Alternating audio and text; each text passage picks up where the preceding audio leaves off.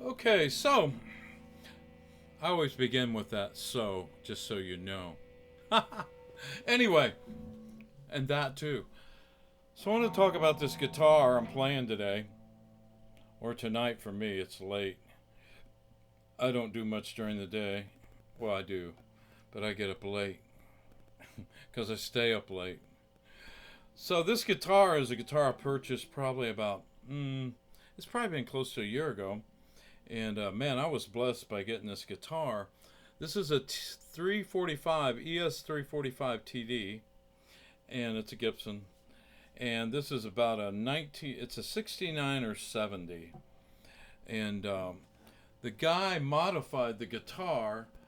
A 345 normally has a switch right here. You can see where it's missing there. There used to be a switch right here, and it was like a five-way switch.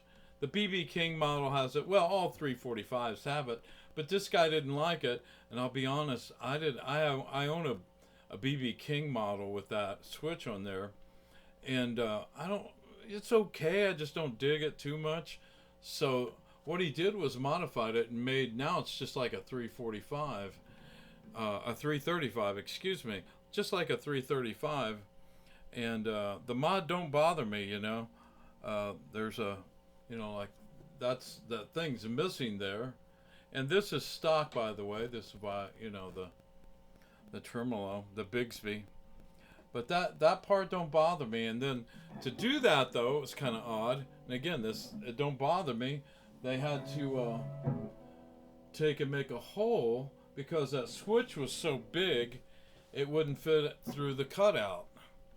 So they had to actually drill a hole in the back of the guitar. And like I said, I don't care. The guitar just sounds great. It plays great. And I saw one of these up on Reverb. I look at Reverb a lot. I have a lot of nice stuff up there.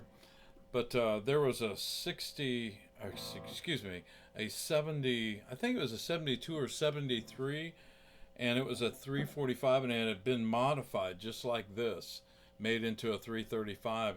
And the guy was asking, I think, about 5 or 6,000 for it. I was blessed and got this thing for like 20. I think I got it for 2,500, and it sounds great.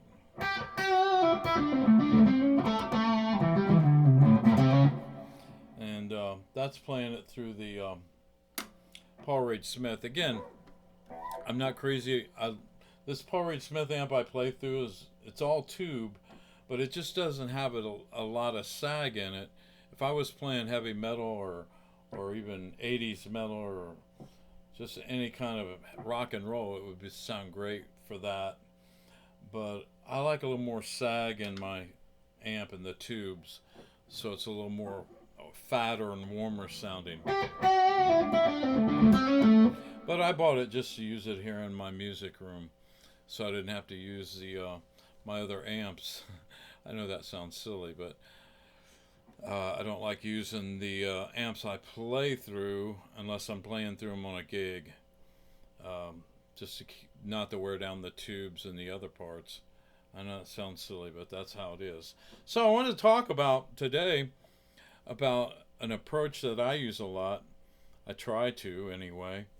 Is playing off of the chord shapes and bending, using all the chord tones and bending and approaching them from a half step bend.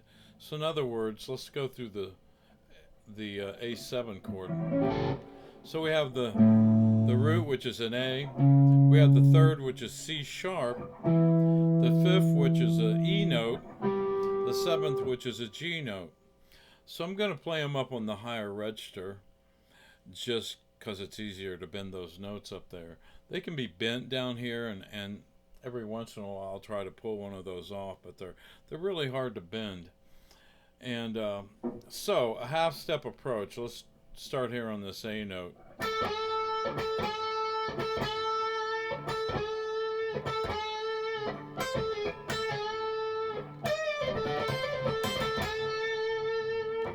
So instead of ending on the note,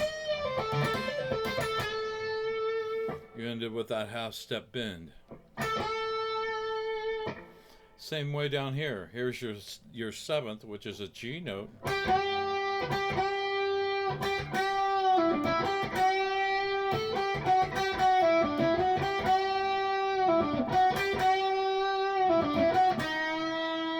There's the 5th. There's the E note. Bend up a half step down from the E flat to the E.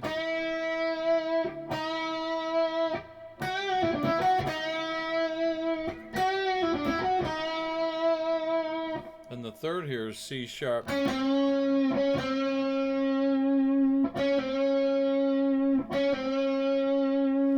And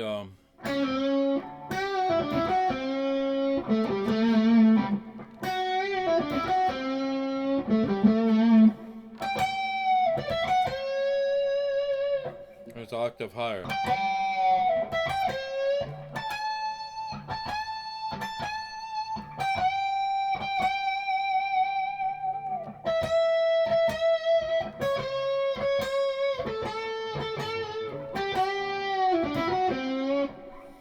So you know you can try to incorporate those bends into some of your playing. Let me play along with a jam. This could be an A7th chord vamp. And again, I like to use these chord vamps to experiment and you know, try to work on my phrasing and just playing licks, you know, or yeah. So anyway, let me jam along with that, and I'm just going to do some of those bends. But you can hear how, I think it sounds pretty cool. I've heard Jeff Beck, a lot of guys use this. Is nothing new. I've heard Jeff Beck use this. God, a lot of players, a lot of blues players use it, a lot of rock players, a lot of fusion players use it. It's a cool technique, you know, it's nice. So let me jam along with this track, and then I'll try to incorporate some of that into my playing.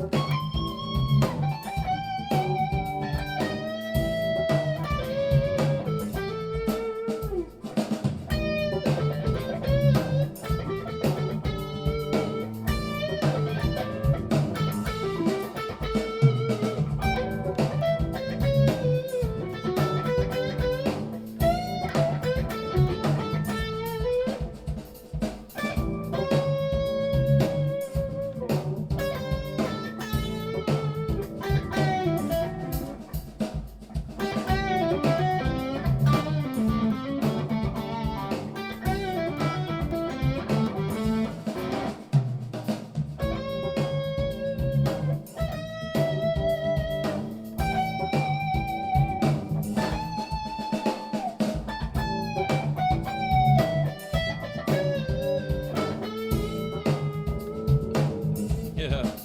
So it gets tricky, you know. You almost have to kind of make up some licks and really work them out.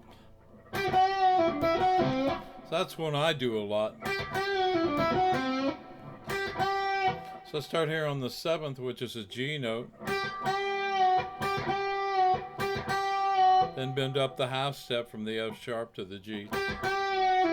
Then do a pull off.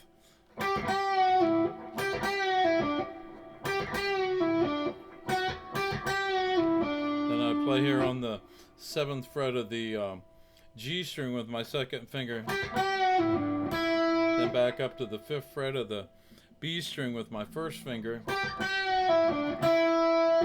then to the 7th fret of the B string with my 3rd finger, then end here bending this C note on the 5th fret of the G string up to C sharp, the 3rd.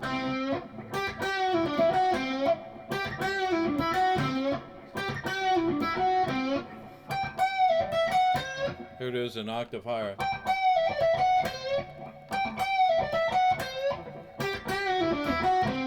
think that's a pretty cool sounding. Look, let me play it with the track.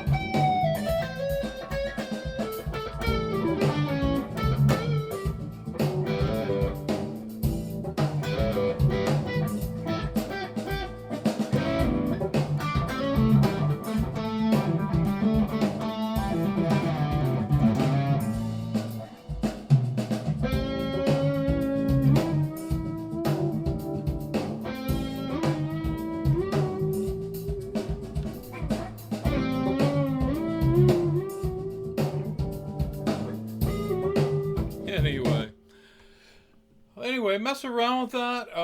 Again, you're just bending a half step from all the chord tones of the A7 chord, and just try to incorporate it with your pentatonic or mixolydian, major pentatonic, whatever scale you're working on that day. All right. Well, listen. Hope you enjoy it. Thanks for listening.